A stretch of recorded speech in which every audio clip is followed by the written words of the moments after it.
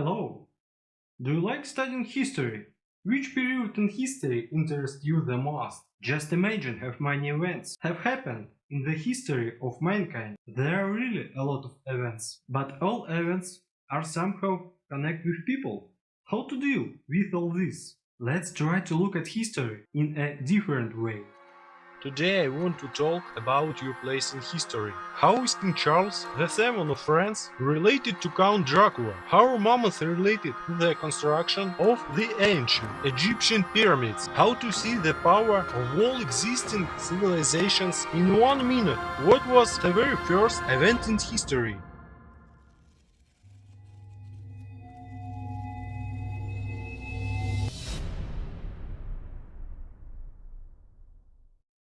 Today I want to show you how to look at history differently. I think you will like it. By the way, if you are a history teacher, write in the comments what you think about this video. I'm very interested in your opinion. So, in history lessons we are told to memorize dates. What if it's not quite right? Maybe everything is much easier. What is the point of knowing when Henry VIII ruled? There is no point. It is much more important to see the processes and see the connection between them. For example, Abraham Lincoln lived at the same time as Vincent van Gogh and Andersen, and he could talk to Dostoevsky, Nietzsche or Mark Twain. And Mozart could have talked to George Washington or Beethoven. As you can see, the dates have nothing to do with it. Epochs are created by people, or rather by gangs of peers, but how to see them together? You can search for information on Google or Count, but it is difficult. It's much easier to look at this graph. Here it is. On the timeline, we mark the years of life. Here are the politicians: Biden, Xi Jinping and Putin. Here are the scientists: Stephen Hawking and Richard Feynman. Here are the artists: Picasso, Dali and Claude Monet. Here are the writers: Rowling, Dostoevsky, Hemingway. Here are the musicians: Kanye West, Frank Sinatra, Tchaikovsky, Beethoven. There are also philosophers, astronauts, businessmen, athletes. You can feel in the 20th century, the 19th century, the 18th century, and so on. It's a big graph like this. It replaces hundreds of biographies and allows you to see the passage of time. It's time to figure out that all these lines are telling us. Firstly, that there are more famous people. Here is the 15th century, and here is the 21st century. This is due to the increase in the amount of information, as well as the emergence of various information resources, where famous people become famous. It is also associated with the growth of the world's population. The more people, the more famous people. Secondly, life is unfair. People who were born at the same time may die at different times, with a difference of 30 years, although they are the same age. Look, Frank Sinatra lived to be 82 and died at the same time as Kurt Cobain, who was only 27. Elizabeth II is already 93 years old and she is still alive. And Marilyn Monroe, who was born with her at the same year, died long ago at 36. We are at the top of the graph. Along with Elon Musk, Schultz, Kanye West, Beckham, Steve Jobs. No, he's already dead. Yes, the top of the graph only says that we are Homo sapiens, who were born but have not yet died. Thirdly, this graph shows us who is the father of whom and who is the grandfather of whom. Darwin could have been the grandfather of Winston Churchill or even Franklin Roosevelt. Look closely and you'll see famous personalities talking about their era. Here is the 1500 year. Copernicus proved that the Earth revolves around the Sun. Meanwhile, Michelangelo was painting his famous fresco, The Creation of Adam, on the ceiling of the Sistine Chapel. Leonardo, Donatello and Raphael also lived at the same time. Somewhere in Europe, Martin Luther declared that he was not satisfied with the Catholic Jesus and founded Protestantism. And the Italian philosopher Niccolò Machiavelli wrote his treatise The Emperor. On the other side of the earth, Columbus was discovering America. Cortes fought the Aztecs, and Magellan made the first circumnavigation of the globe. Yes, the era of great geographical discoveries was made by a gang of peers. Cortes, Francisco Pizarro, Columbus, Magellan lived here. Thanks to the graphic, we understand that in the 15th and 16th centuries, Europeans sought to reach every piece on the earth and draw a general map. Agree. It's easy to remember history. The oldest person, by far, was born right here. She lived almost 2 generations, and she is still alive today. She called the time of many famous scientists and inventors. This is where Einstein comes up with the theory of relativity. Marie Curie explores radiation, and Nikola Tesla tries to transmit electricity through the air. The 19th century was the century of literature. It was the age of literature. Fyodor Dostoevsky, Lewis Carroll, they all lived at that time. And previously lived Beethoven and Napoleon. Galileo discovered the satellites of Jupiter, while Shakespeare was writing his play The Tempest. And Ivan the Great was the same age as Count Dracula. All of this I told by looking at just one chart. This chart can help you a lot. You can draw a line and see the people who influenced this era. You can also see that, for example, this is the era of the discoverers. Here they are, in blue. This is the era of scientists, they green. And now the era of writers, they are red. And here we live, in an era in which everything is mixed up. Okay, with personalities it is clear, but what is full century for you? The 20th century, 15th century, 1st century? Usually in history lessons we are told about in the events taking place in time. It may seem that events occur one after another. In 326 before Christ, Alexander the Great invaded India. In 815, the powerful Chola dynasty came to power in South India. In 1510, the Portuguese came to India and founded their colonies in Goa.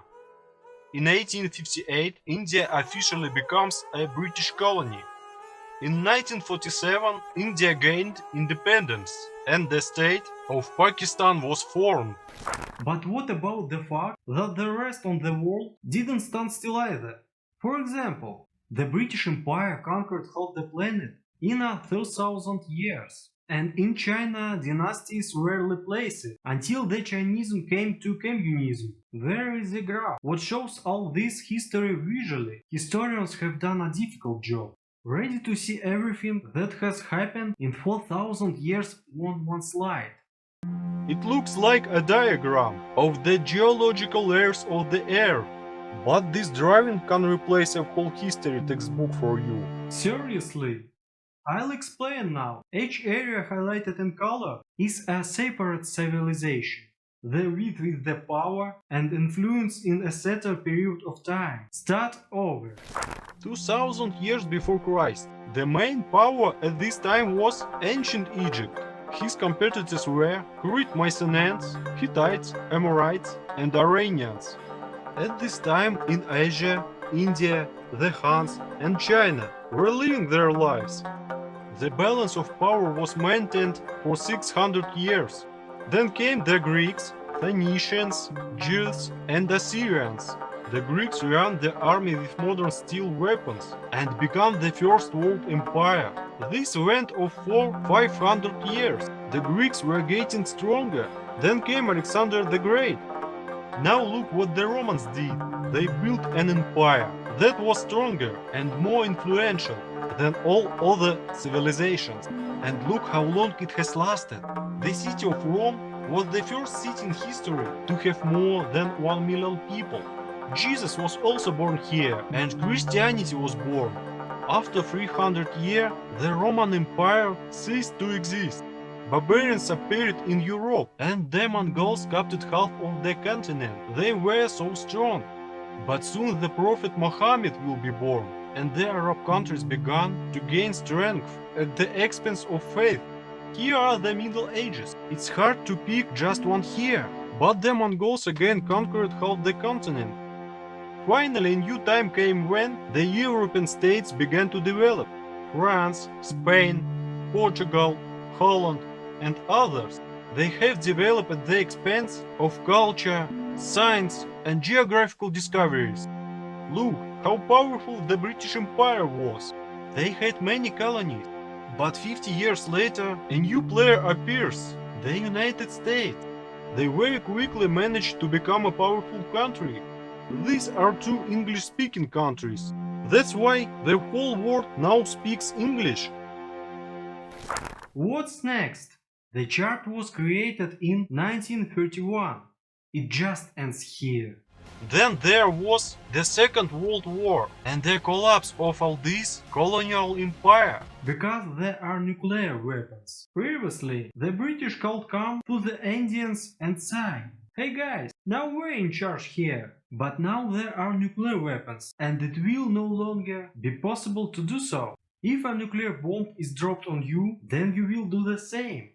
Therefore, nuclear weapons have become a deterrent. Colonial empires standard interstates with specific borders. This is what 4,000 years of our history look like. Wow, how many? 4,000 years. But let's take a breather. Let's remember what year it is. 2022. Right. What does it mean? This means that 2022 years ago, Jesus was born. But in Thailand they think differently. In the year 2565 in Thailand, this means that Gautama Buddha passed into Nirvana exactly so many years ago. What do these calendars have to do with us? Absolutely none. These are not perfect calendars. An ideal calendar would reflect the entire course of human history. What should it be? Let's look at the time in rewind. This is the 21st century. Wikipedia and YouTube appeared here, and anonymity and privacy disappeared. I was born at the end of the 20th century. In this century, humanity has invented the most efficient way to destroy itself. Also, humanity was able to send a man into space, and even send him to the moon. Over the past 500 years, there has been a technological revolution. We have invented the microscope.